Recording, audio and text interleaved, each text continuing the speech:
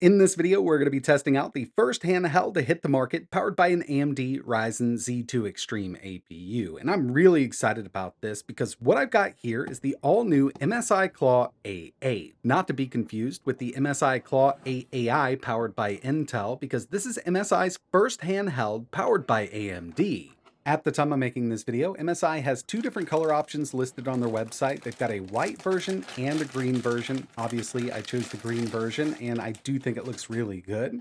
MSI announced the Claw A8 at Computex 2025, and as soon as I saw it, I knew I had to get my hands on it. I do think it's one of the best looking handhelds on the market, especially in this green version. Some people might not be into this, but it's just a bit different from everything else, so I knew I had to get this color.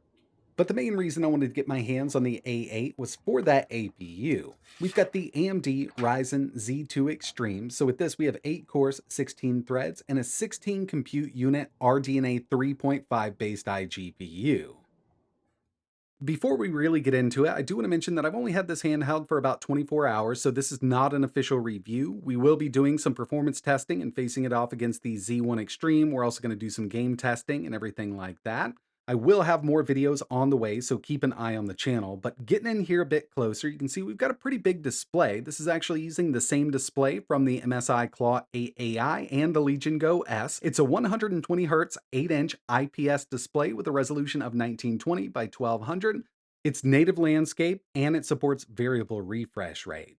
This unit also has Hall-based analog sticks, and as you can see, a little bit of RGB around them. Moving to the back of the unit, I mean, this is kind of Gundam inspired if you ask me. I think it looks really good here, especially in the green. The grips on this have been slimmed down just a bit from the MSI Claw A8i. Got a couple macro keys back here that are fully programmable. And so far, it's actually been pretty comfortable to hang on to for long periods of time. Up top, we can easily reach the triggers and shoulder buttons. We've also got a volume rocker, 3.5mm audio jack, micro SD card slot, two USB 4 ports, and both of these do run at a 40 gig protocol. And of course, we've got our power button / fingerprint sensor. They did add a bit of grip texture to the front of the unit, and at first I thought this was just kind of an aesthetic, but it does kind of help you hold on to the unit a little better from the front. And usually we worry about the rear there, but with this new palm rest design, you can see you can just kind of lock your fingers right in there. This thing's not going to go anywhere. As for the overall specs, the main claim to fame here for the MSI Claw A8 is that AMD Ryzen Z2 Extreme. It's based on Zen 5. We have 8 cores, 16 threads, base clock of 2 GHz, and a boost up to 5.1. Graphics are handled by that 16 compute unit RDNA 3.5 iGPU, and from the task manager, it is the 890M. I was actually able to install the official AMD driver from their website without a hitch here, so that worked out pretty well. It's the same iGPU that we've been seeing in the AMD Ryzen AI9 HX370. This has 24 gigabytes of LPDDR5X RAM running at 8000 megahertz, and out of the box, there was 8 gigs dedicated to the iGPU, so that leaves us with 16 gigs for system memory. We've got plenty here for a handheld. It comes with a 1 terabyte 2280 M.2 SSD, and it's really easy to upgrade this. 120 Hz, 8-inch, 1200p IPS display with variable refresh rate support. Wi-Fi 7, Bluetooth 5.4. It also has an 80 watt hour battery with 65 watt fast charging capabilities. It's running Windows 11, and in a future video, we will test out SteamOS, but this thing's coming in at 765 grams, so it is a bit heavier than something like the original Steam Deck LCD, but it's so spaced out, it's a larger handheld, it's balanced very well. Real quick, I've got the Steam Deck OLED here, just wanted to give you an idea of the size. It isn't that much bigger, but the screen does feel a lot larger. The Steam Deck OLED has a 7.4-inch display, and the MSI Claw A8 has an 8-inch display. It doesn't sound like a lot, but when they're side by side, it's definitely noticeable. While I'm here, I figured I'd give you a look at the internals because the first thing I did was actually upgrade the SSD. I needed more storage for all of the testing that I want to do. It's really easy to get in here.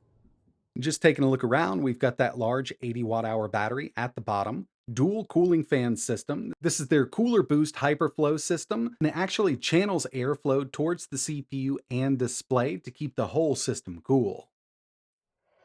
Really excited to show you a little bit of gameplay here, and I've got more by the end of the video. And remember, I've got more videos on the way, so if there's specific games you want to see running on this, let me know in the comments below.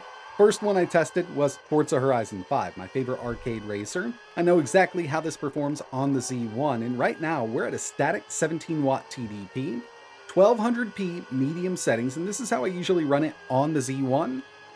Looks like we're getting a nice FPS boost, even just at 17 watts versus that Z1 Extreme. And that's kind of the next thing I wanted to talk about. I ran some benchmarks on the Z1 Extreme and the Z2 Extreme here.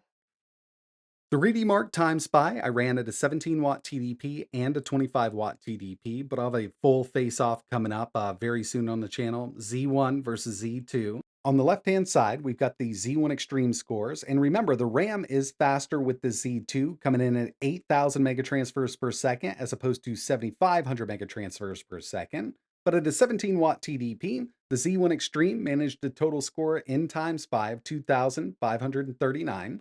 Over on the Z2 Extreme at 17 watts, we scored 2,917. Taking it up to a 25 watt TDP, the Z1 Extreme now breaks 3,000, coming in at 3,017, and that Z2 Extreme 3,495. So at least with these synthetics, we're getting a nice little uptick with these scores. So performance is coming in better at that same TDP with the Z2 Extreme, and I kind of expected this, but it's not as much as I was hoping for. But these are synthetic benchmarks, so let's go ahead and check out a real-world gaming benchmark with Cyberpunk 2077. On the left-hand side, we've got the Z1 Extreme. On the right-hand side, we've got the Z2 Extreme. 17-watt TDP, Afterburner up on screen, performance metrics so you can see them. Steam Deck preset 900p, and I've got 8 gigs of VRAM dedicated to the iGPU on both of these devices. And I did run this several times at different TDP levels. That'll be in my full face-off Z1 versus Z2, along with a bunch of other games. But at the end of this benchmark, with the way we've got it set up right now, both at a 17 watt TDP, Z1 Extreme device came in with an average of 35.47, and the Z2 Extreme device came in with an average of 45.56. I was actually pretty impressed by what the Z2 Extreme can do here just at a 17 watt TDP. And of course, on both of these devices, if we take that TDP up a bit more, they can get better performance. All of that will be coming in my full showdown video. Keep an eye out for that. I also ran some higher TDP benchmarks on the Z2 Extreme. We're at a 30 watt TDP with these. Geekbench 6, we got a single core of 2,781, multi 12,086. And when it comes to Time Spy, I scored a 4,066. This is at a 30 watt TDP on that Z2 Extreme. The next thing I wanted to take a look at was the software, and we've got our center M button over here on the left-hand side of the unit. You press that once, it's going to bring it up for us. We can press it again, it's going to minimize. And over on the right-hand side, we've got another button. This is our quick settings button. I do like the quick settings that MSI has come up with here. It's actually built into the game bar. You can go through this and change all of the settings pretty quickly, even while you're running a game. But moving back into Center M, we've seen this on the original Claw after a few updates and the MSI Claw A8 AI. We've got our game launcher. This is going to scan our default directories. Really nice, pretty smooth here with what we've got. Pressing X on any of these, it's going to give us the location of the game, and we can change the cover art and background if we want to. We can also set this to a static background, so it's not switching between, each game, but I personally like the way this looks. Down at the bottom here, we've got our user scenario. This is how we're going to adjust performance without using a third-party application. For the AI engine, we've got advanced settings, and I'm in performance mode. So right here, performance mode, it's also going to change my lighting. It works out pretty well, and when it needs it, it will take it up to around 30 watts. Endurance, going to bring us on down. This is great for indie gaming. And of course, we've got manual mode.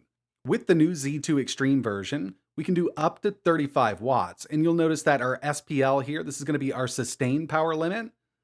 SPPT is going to be up to 2 minutes at 40 watts, and our FPPT is for 10 seconds at 48. We can also fully adjust the fan curve here. Dual fan system, as we saw. And obviously in manual mode, with all of these jacked up, you're going to get the best performance. But for the most part, I've been messing around with the AI engine, and it's worked out pretty well for a lot of games. Control mode, gamepad, Desktop, so we'll go into our gamepad mode. We can reprogram all of the keys here, set the dead zones on the sticks. Same thing with the triggers here. Vibration, both vibration motors can be turned all the way up to 100%, all the way down to 0. Macro keys around back can be programmed. Combination key, basically, you can see right here, virtual keyboard. If you press M1 or M2 plus up, it'll bring it up. You can have this enabled or disabled. I personally haven't messed around with it too much. Calibration, if you need to calibrate the built-in controls here, I haven't had to yet. We've got a full calibration suite here. And of course, gyro. So from the gyro behavior, you can make this work as the left stick, right stick, or mouse, sensitivity, dead zones, and we can set up a hotkey to enable that gyro. So yeah, we've basically got everything we need here for all of the built-in controls and the gyro. Desktop mode, MSI does a pretty good job at detecting whether you need to be in gamepad mode or desktop mode, but you can manually set this. Basically, you can use all of the buttons here as a mouse. News and updates, so if you need to update anything, it's right here. And of course, we've got our settings. We can change the RGB, noise cancellation, media gallery for any screenshots. If you need to reset it, you can do it from here, and we can change the color. Should have had this in dark mode. It does look a lot better. Yeah, that does look really good in dark mode. Center M does have a lot of stuff we need with this handheld, but personally, I've been using MSI quick settings much more, just because this can come up at any time. You don't have to really disturb your game. From here, our user scenario, so our manual, AI engine, endurance, gamepad, you can set this up for desktop mode or gamepad mode. FPS limiter, fluid motion frames. They even added a Copilot button here. Don't really like that. Got a keyboard. We can bring this up at any time. Memory cleanup, CPU boost can be disabled. And remember, with the Z2 Extreme, we've got a base clock of 2 gigahertz, so it's not super high, but this chip does put out some decent performance over there, and this can save a lot of battery, especially with indie games. Now, with modern games, there's a chance you may need some CPU boost, so I've been leaving this on for now. And we've also got a real-time on-screen performance monitor. Once I enable it, we're in small mode. As you can see up in the top left-hand corner, we can go to medium mode. Large mode is going to give us all the information we need, but personally, I use MSI Afterburner because it does give us a lot more. You can see the CPU, it says the CPU only goes up to 2000 megahertz. Like I said, with CPU boost off, that's correct. But with CPU boost on, it can go much higher than that. It just kind of gives us a percentage there. Now this has changed from the last time I've taken a look at it because we now have extra modes. So we can go all the way across the screen. Doesn't take up as much real estate, and it might be a bit easier for some people to see. And we'll go back here. If you move down just a bit, you can position it in different spots on the screen. Pretty nice. Wish we had a little more information there, but it'll just kind of give you an idea of how much battery you're pulling, what kind of TDP you're running at, and of course, what FPS your game's running at. Another game I wanted to test in this video was Spider-Man 2. We're at a 25 watt TDP, 1000p, so it's actually 1600 by 1000. Medium settings with IGTI scaling set to balanced. Not quite a steady 60 FPS with Spider-Man 2 here on the Z2 Extreme. If we dropped it down to 800p, we could get more out of it. Or what we could do is actually enable FSR frame gen. And that's what I've had to do on all iGPUs to get over 60 with this game at a higher resolution than 800p or 720, depending on your aspect ratio. But with this enabled, we're still at 1600 by 1000. IGTI scaling is set to balanced, 25 watt TDP. We're now seeing an average over 75 FPS. I also wanted to check out some low TDP indie gaming. So I'm at a 6 watt TDP with Shredder's Revenge here. We've got an 80 watt hour battery. Afterburner on screen, I know it might be a bit hard to see, but I've set up a section for total battery draw, and this is everything on the device. I'm at a 50% screen brightness here. You can see the RGB is off. We're anywhere from 8.1 watts up to 8.7 watts. So given that we know the size of the battery and how much this is drawing in total from that battery, we can get a good idea of what kind of battery life we can expect out of this thing with indie gaming. With the refresh rate of this display set to 60 Hz and the brightness at 50%, 6-watt TDP indie gaming. Total draw from that battery is up to 8.7 watts, and it's not there all the time. We're looking at a little over 9 hours of indie gaming on this thing if we can keep it at that 6-watt TDP, which there's a ton of games that we can play like that. And by Friday, I'll have another video up testing out a bunch of games. And in that one, we will test that 15 watts, 25, maybe even 8 watts, just to see what kind of battery life we can get. But so far, even at that 17-watt TDP preset, we're seeing some good battery life out of this thing. So first impressions, I do love the overall look and feel, and this screen looks great. We've seen it before in a couple other handhelds. It's not an OLED, but it does get the job done. I mean, we've got a larger 8-inch display with variable refresh rate support.